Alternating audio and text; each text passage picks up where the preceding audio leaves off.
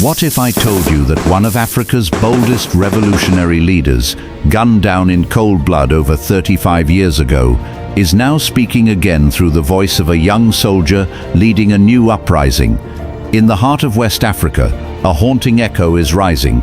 It carries the ideals of justice, sovereignty, and fearless resistance, words once spoken by Thomas Sankara, the man they called Africa's Che Guevara, a man who gave up luxury, rode a bicycle to work, and declared war on not-into-power, corruption and colonialism. He was assassinated at just 37, but his dream didn't die. Now, decades later, another 30-something military captain, Ibrahim Traoré, has stepped into the spotlight. Young, defiant, dressed in fatigues, surrounded by cheering crowds, and calling for an Africa free from foreign interference. Coincidence or something more? This is not just the story of two men. It's the story of a nation fighting to reclaim its soul. It's about legacy, betrayal, and the hope that maybe, just maybe, history doesn't have to repeat itself. Welcome to the journey of Thomas Sankara and Ibrahim Traoré, Echoes of Revolution. To truly understand the story of Ibrahim Traoré, the young revolutionary soldier capturing global attention today, we have to start decades earlier, with the man whose footsteps he seems to follow.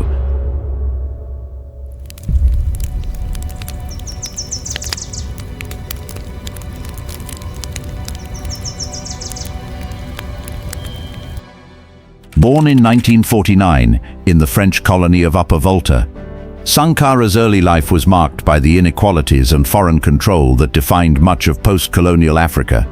But unlike many others, Sankara didn't just accept the system. He questioned it. He joined the military.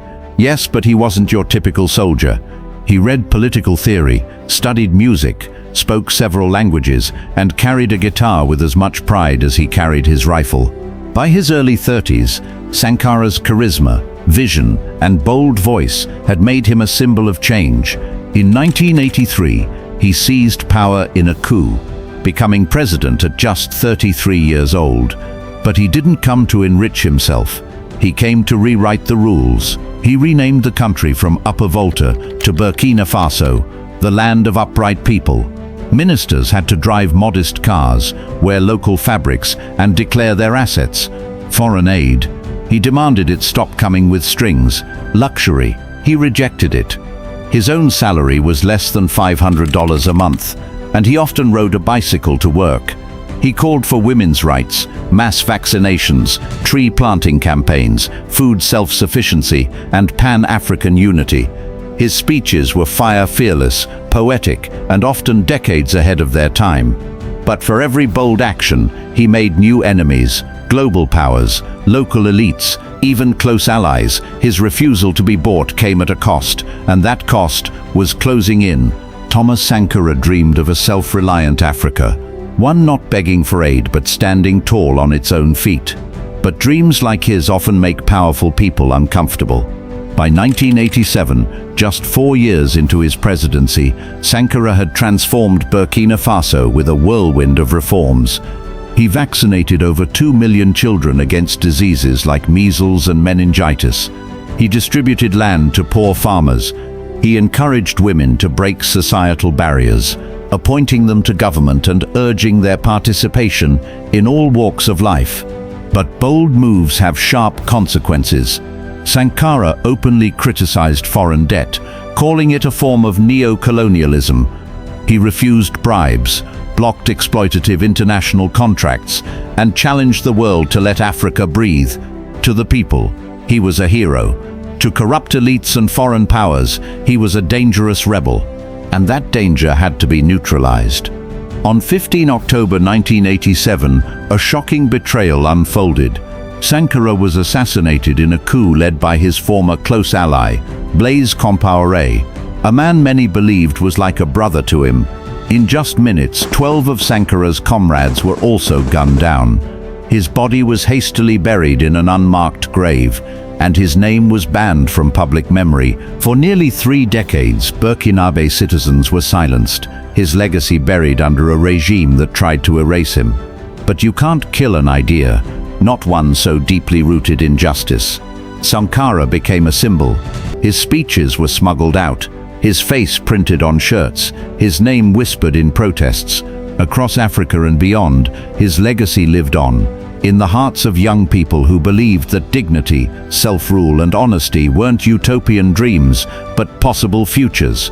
And decades later, one of those young believers would rise, dressed in military fatigues, echoing Sankara's words.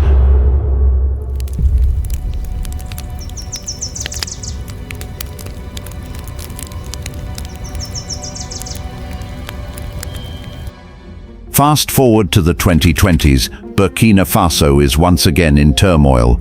After years of political instability, corruption, and violent jihadist attacks sweeping across the region, many citizens had lost hope.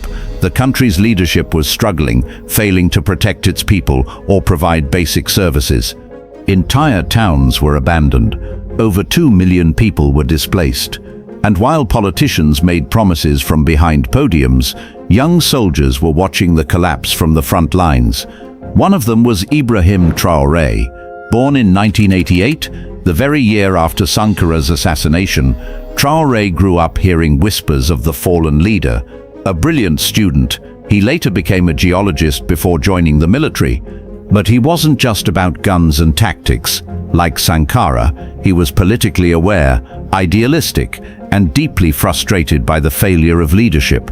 By 2022, Traoré was a captain in the Burkina army, and when the sitting government failed to stop jihadist violence, he made a bold move. At just 34 years old, he led a coup, taking power and becoming the youngest head of state in the world. His rise stunned the nation, but it was his words and his striking resemblance to Sankara's message that reignited something deeper. He spoke of sovereignty, unity, pride, and African dignity. He wore no luxury watches. He turned down excessive protocol. He stood in front of packed crowds in a simple military uniform and declared, "We will fight for our homeland with integrity. Burkina Faso will stand." To many, he wasn't just a soldier. He was a symbol. The ghost of Sankara was back, not in name but in spirit. When you place Thomas Sankara and Ibrahim Traoré side by side, it's almost like looking at history in a mirror. Two military men, two revolutionaries, two voices rising out of chaos, both calling for African dignity and independence. But while their visions align, their worlds are strikingly different. Sankara came to power in 1983, in a Cold War era where Africa was a pawn in global power games. He ruled for just 4 years, constantly watched by Western powers, and ultimately betrayed from within. His enemies feared not his army, but his ideas, because they could spread faster than bullets. Traoré rose in 2022, nearly 4 decades later, in a world dominated by terrorism, social media, and a new wave of African youth fed up with colonial leftovers. He wasn't trained in the same ideological playground, but his speeches echo the same rhythm. He called out France's presence in the Sahel. He promoted Pan-African cooperation. He's refused to bow to external pressure. But there are key differences. Sankara focused on civilian reforms, education, agriculture, women's rights. His revolution was rooted in social progress. Traoré, on the other hand, emerged as a wartime leader, laser-focused on security and sovereignty. His main battle is not economic exploitation, but armed insurgents threatening to tear the country apart. And while Sankara relied on charisma and bold rhetoric, Traoré moves more cautiously, aware of the thin line between populism and power. He speaks less, but when he does, it carries weight and a nod to the man who came before him. Both are loved, both are criticized, but both represent the same unshakable hope that Africa can write its own story without puppeteers pulling the strings from afar. Now the world watches Traoré and wonders, will he become the legend Sankara never had time to be? Or will history remind us once again that idealism, no matter how noble, always has enemies?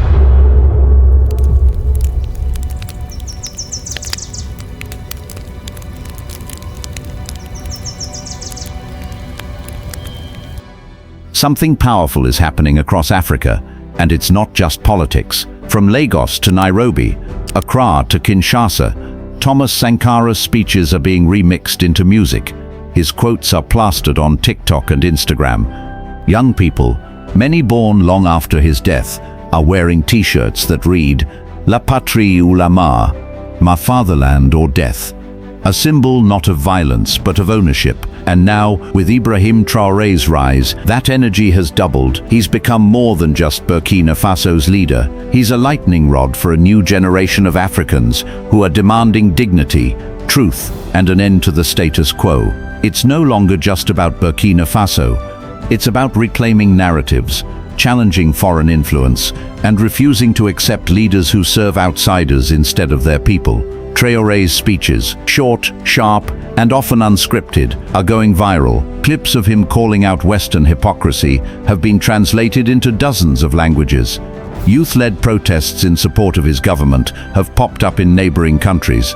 He's even being compared to Che Guevara and Patrice Lumumba, bold revolutionary figures whose lives ended too soon. But this moment is different. Social media has made the youth louder, more connected, and more relentless. They are not waiting for politicians to save them. They are pushing for change themselves, using Sankara as their moral compass and Traoré as their modern rallying point. It's a dangerous mix, hope and defiance, but also incredibly powerful, because for the first time in a long time, many young Africans feel seen. They feel like the dream Sankara died for might not be dead after all, and that's what scares the powerful most. Hope is a powerful force, but history teaches us it's not enough on its own. In the story of Thomas Sankara and Ibrahim Traoré, hope burns bright, but behind that flame lies a cold reality. Revolution is never safe, and leadership is never simple. Sankara was young, bold, and idealistic. He didn't just speak change, he lived it. In 4 years, he changed Burkina Faso's name, wiped out government luxuries, empowered women, and turned a poor, drought-ridden nation into a model of African self-reliance. But that same uncompromising spirit made him enemies. His downfall wasn't foreign invaders, it was betrayal from within. Now Traoré stands in a similar spotlight. At 34, he's the youngest head of state in the world. He carries the weight of a broken country and the hopes of millions. But every speech, every policy, every alliance he makes is watched closely, not just by citizens and foreign powers, but by those around him. He's taken bold steps, kicking out French troops, strengthening ties with Russia, and promising Burkina Faso will reclaim its security and pride. But boldness brings danger. Assassination rumors swirl, external pressure mounts, and inside his own military, not everyone may share his vision. So here's the question: will Traoré succeed where Sankara fell? Or will history repeat itself? A young idealist crushed by the very system he tried to change. No one can say for sure. But what is clear is this: Traoré's rise has reawakened something buried deep in the African spirit. Not just nostalgia, but possibility. A belief that perhaps this time the revolution will not be stolen, that perhaps this time the ending will be different. And whether he succeeds or fails, his presence alone has forced Africa and the world to pay attention once again. History doesn't just live in dusty textbooks, it echoes through the voices of those brave enough to challenge it. Thomas Sankara lit the match. Ibrahim Traoré may just be the one to keep the flame alive. What do you think? Is this a new beginning for Africa, or just another chapter in a long struggle? If you found this story powerful, don't forget to like this video, share it with someone who needs to hear it, and subscribe to NKEOMA Documentary TV for more stories that matter. Thanks for watching, and see you in the next one.